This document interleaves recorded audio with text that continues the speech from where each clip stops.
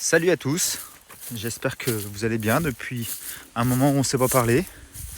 J'en profite de refaire une petite vidéo parce que j'en profite en ce samedi après-midi nuageux et légèrement pluvieux pour faire un tour de plaine. Vous voyez comment c'est magnifique.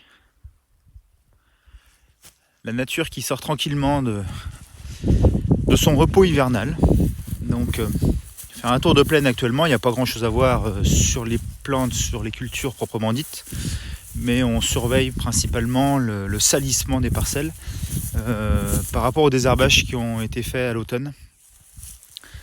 Et ça permet de se rendre compte de ce qui a fonctionné et de ce qui n'a pas fonctionné. Alors ici je suis sur une parcelle d'escourgeons, à côté j'ai une dizaine d'hectares de colza et au fond où on voit près des sapins j'ai 10 hectares de blé aussi. Donc ces trois parcelles là, elles ont été désherbées à l'automne. Et on est typiquement sur une butte de craie où j'avais des gros problèmes depuis une dizaine d'années de vulpin, du vulpin résistant à des désherbages de printemps. Donc ça fait 4-5 ans qu'on a changé un petit peu notre fusil d'épaule pour permettre d'assainir la parcelle. Donc on travaille différemment et on utilise différents produits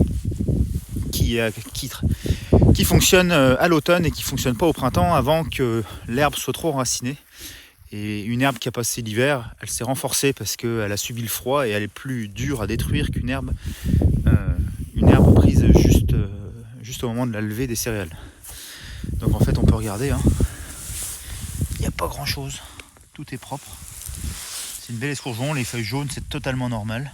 C'est des feuilles qui ont servi à faire grandir la plante à l'automne et qui ont pris le froid et le début des maladies de printemps. Donc ça, il n'y a pas de souci. C'est une plante qui a encore l'escourgeon en plein arrêt végétatif. On voit pas du tout, elle ne se redresse pas du tout, elle est vraiment à plat. Et c'est pas les prochains jours qui vont la faire changer puisqu'ils annoncent du froid la semaine prochaine. Donc elle est très bien comme ça. Le colza, c'est pareil, de toute façon. Il n'y a plus grand chose à faire au printemps en termes de désherbage. Le colza, lui, on peut voir qu'il est déjà reparti. On voit des feuilles violettes comme celle-ci qui ont faim d'azote. Le bout violacé, c'est clairement la fin d'azote. Mais on peut voir aussi qu'au cœur, il y a des nouvelles petites feuilles.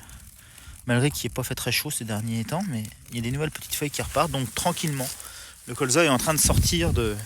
C'est la plante la première à se réveiller après l'hiver. Le zéro végétatif est plus haut que les autres cultures. Pareil, grâce à des produits relativement performants qui sont assimilés plutôt principalement par des racines que par des feuilles. C'est relativement long à agir et à être efficace, mais avec un produit appliqué mi-novembre à l'entrée de l'hiver, on arrive à nettoyer les parcelles de colza relativement bien et on voit vraiment le résultat début février comme on est actuellement. Donc les prochaines étapes, ça va être l'apport d'engrais azoté dans les prochains jours. Certainement quand les sols vont un peu mieux porter s'il fait froid ou on attendra une pluie significative. Et puis ensuite on passera à des engrais soufrés pour le soufre, ça aide à l'assimilation de l'azote. Donc tout ça va travailler un petit peu en symbiose. Donc ça c'est les prochaines interventions sur le colza qui vont se déclencher entre le 5 et le 15 février. On va arriver d'ici peu dans la dernière parcelle. Très humide le colza. Faut pas oublier les bottes aujourd'hui.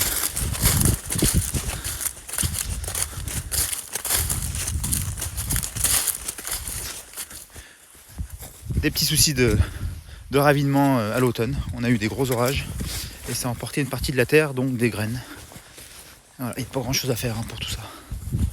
Et ici on se trouve dans le dernier blé qui a été semé relativement tardivement, mais qui est très beau parce qu'il a fait très doux tout l'hiver et donc il n'y a pas réellement eu d'arrêt végétatif pour les céréales. Elles sont vraiment en avance et entre guillemets heureusement qu'on n'a pas eu un très très gros hiver parce que ça aurait pu faire du dégât par rapport au stade de la plante. Celui-ci c'est de l'archéos, c'est une variété qui est relativement vieille et c'est principalement pour faire du biscuit. C'est la même chose si on regarde un petit peu le L'entre-rayon, il n'y a pas grand chose en herbe. Le plus significatif, c'est les passages de roues. Il n'y a pas du tout de concurrence de blé.